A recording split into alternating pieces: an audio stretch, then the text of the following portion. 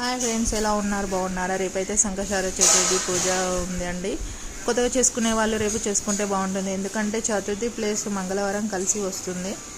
ఇలా పూజ చేసుకునే వాళ్ళు అయితే రేపు ఎర్లీ మార్నింగ్ లేచి అంతా పూజ అంతా రెడీ చేసుకోవాలి. అదేవిధంగా సంకష్టార చతుర్థి చేసుకునే వాళ్ళు మనం మనసులో ఒక కోరుకొని అయితే దేవునికి ముడుపు కట్టుకోవాలి. ఆ ముడుపు అనేది ఎర్ర క్లాత్ తీసుకొని అందులో 3 పిరికిళ్ళ బియ్యం వేయాలి, పసుపు కుంకుమ దక్షిణంగా 21 రూపాయలు లేదా 11 రూపాయలు మనకు దోచినంత వేసుకొని అయితే మార్నింగ్ పూజ చేసుకొని అయితే ఆ ముడుపు కట్టుకోవాలి. మళ్ళీ తర్వాత ఈవినింగ్ టైం అయితే ఆ ముడుపు ఇప్పి వినాయకుడికి ఇష్టమైన ప్రసాదాలు అయితే చేసి పెట్టుకోవాలి. ఆ ప్రసాదాలు 3 లేదా 5 మనకి ఎన్ని చేయాలనిపిస్తే అన్ని చేసుకోవాలి. సంకష్టార చతుర్థికి అయితే ఫాస్టింగ్ ఉండాలి.